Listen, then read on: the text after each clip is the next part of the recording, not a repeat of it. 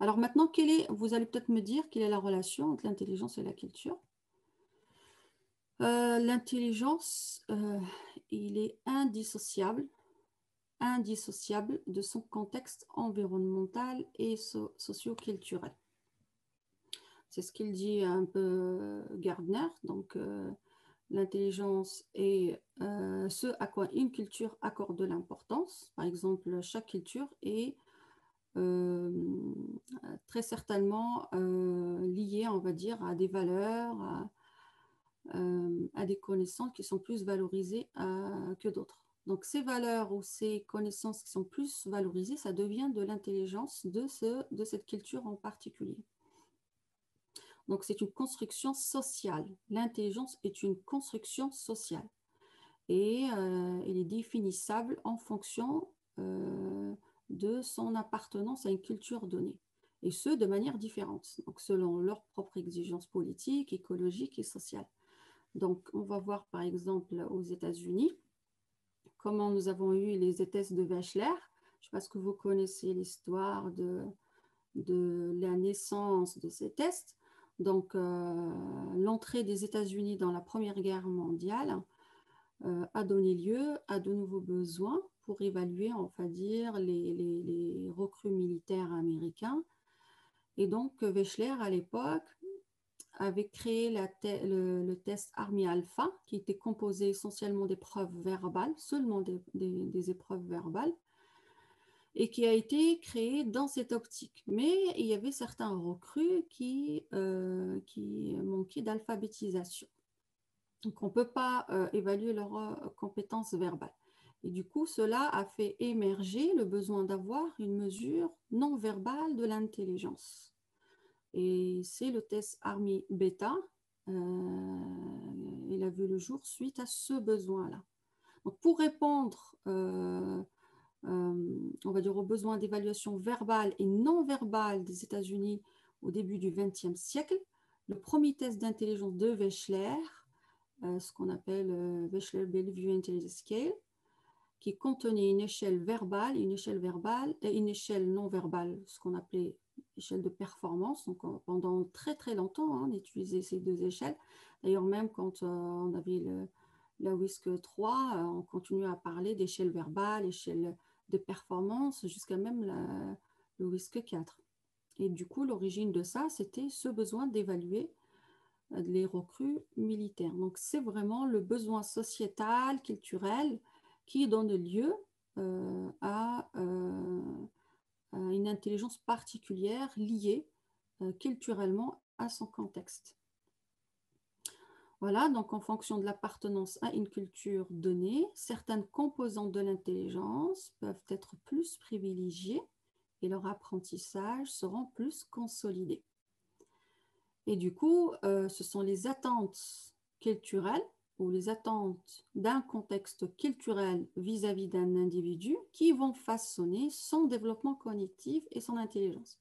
Par exemple, si dans une famille donnée, on donne plus d'importance à ce qui est scientifique,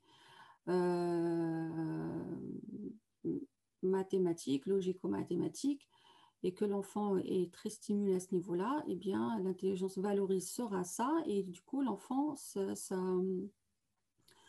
on va dire que sa performance dans ce type d'intelligence sera plus importante. Donc, l'évaluation de l'intelligence d'un enfant doit toujours être relative au contexte d'apprentissage. Il ne peut pas s'interpréter sans ces informations. Et ça, c'est très important chez les psychologues, de prendre connaissance du milieu familial de cet enfant, de ce qui est valorisé et ce qui ne l'est pas, pour aussi comprendre parfois la performance des enfants dans certains types de tests parmi d'autres. Donc, on ne peut pas dire juste parce que l'enfant ne performe pas dans un sous-test, par exemple, admettons, je vous donne l'exemple de la compréhension verbale, l'indice de la compréhension verbale, ça vous donnera peut-être une idée. Par exemple, Grégoire, qui étudie beaucoup le WISC, il considère qu'il existe 14 points entre les enfants d'ouvriers et les enfants de cadres sur tous les tests vocabulaires de l'indice de compréhension verbale, qui est un indice du WISC. Donc 14 points, c'est presque un écart type. Un écart type, c'est 15. C'est presque un écart type. Et quand on sait qu'un écart type et demi, du moment qu'on a un écart d'un écart type et demi, on est en face d'une pathologie ou d'une performance importante. Ça dépend, on se retrouve sur la courbe de Gauss, parce que vous êtes familiarisé avec ce que je dis.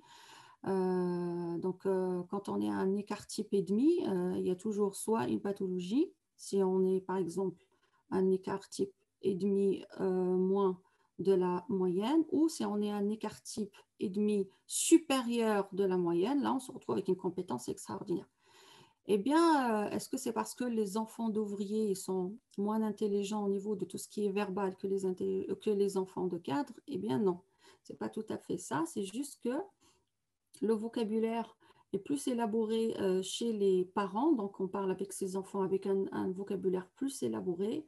D'ailleurs, même, on avait équipé un enfant avec un capteur de mots et on a trouvé que les bébés de cadre, ils écoutaient à peu près plus que 30 000 mots par jour, alors que les enfants d'ouvriers, ils écoutaient beaucoup moins. Donc, cette stimulation que peut avoir un enfant de cadre en écoutant, par exemple, des mots plus élaborés, en lisant peut-être plus, parce qu'il a peut-être à sa disposition des livres, etc., fait qu'il performe plus, il a plus de compétences dans tout ce qui est compréhension verbale que les enfants d'ouvriers. Et cela ne veut pas dire que l'enfant d'ouvrier est moins intelligent que l'enfant de cadre, loin de ça, mais c'est juste qu'il n'habite pas, on va dire, ou il n'a pas accès, on va dire, à la même stimulation qu'un enfant de cadre. C'est ce qui fait que je vous ai dit l'évaluation de l'intelligence, donc là, l'intelligence par exemple en relation avec le verbal, il doit toujours être relative à son contexte d'apprentissage. Et on interprète ça en fonction de ce qu'on a comme information à ce niveau-là. Est-ce que vous souhaitez faire une pause ou on peut continuer? Relativiste, universaliste du concept de l'intelligence. En tout cas, je pense que vous avez compris aujourd'hui que la conception de l'intelligence n'est pas universaliste. Ce n'est pas universel, notre conception de l'intelligence. Ce n'est pas quelque chose qu'on trouve dans toutes les cultures en tout cas. C'est relative à une culture donnée, d'où le relativisme versus l'universalisme du concept de l'intelligence. Alors, si on croit au relativisme... S'il vous plaît, madame, si vous permettez. Donc, comme je vous ai dit, maintenant vous avez compris que la conception de l'intelligence n'est pas universelle. C'est relative à une culture. Mais il faut qu'on a, on va dire, en esprit, quand on a une conception relativiste de l'intelligence ou universaliste, quel est notre point de vue vis-à-vis de l'intelligence?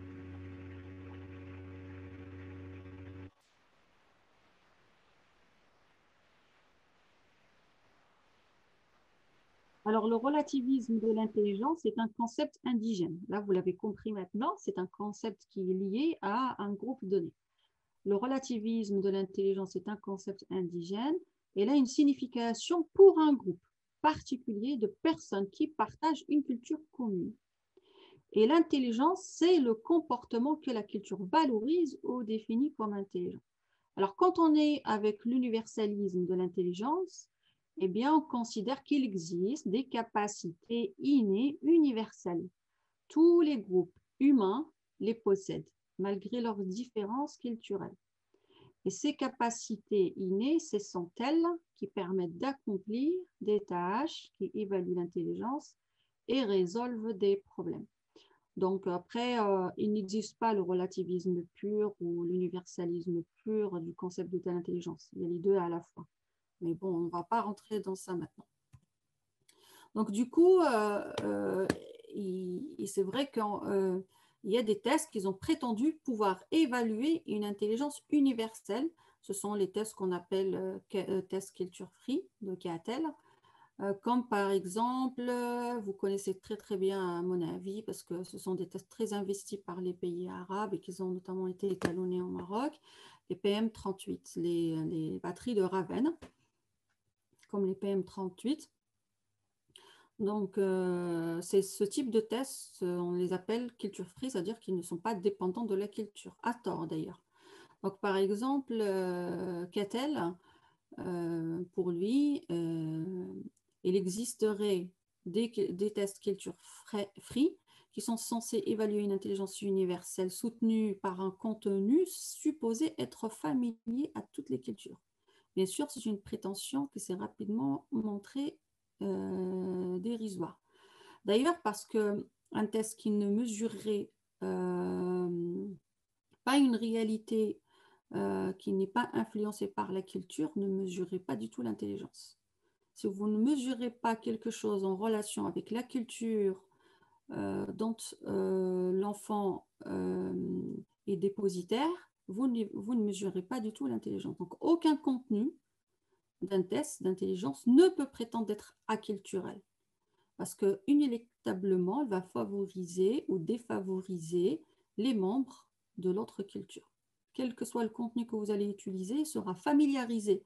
Et, il y a une partie de la population mondiale, hein, parce qu'on dit culture free, avec qui elle sera familiarisée ou non. Donc, il n'existe pas ce test acculturel. Parce que de toute façon, vous ne pouvez pas évaluer un enfant avec un contenu acculturel.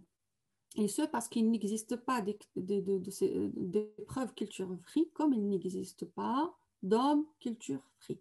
Ça n'existe pas. C'est un homme culture free n'existe pas. Vous voyez juste comment on a eu le quiproquo concernant la carte de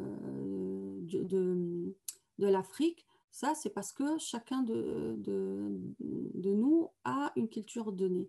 Et à partir de cette culture, la cognition que nous pouvons avoir, comme n'importe quel aspect du fonctionnement cognitif, peut être contextualisé ou non. Donc, il n'existe pas d'épreuve culture free comme il n'existe pas d'homme culture free.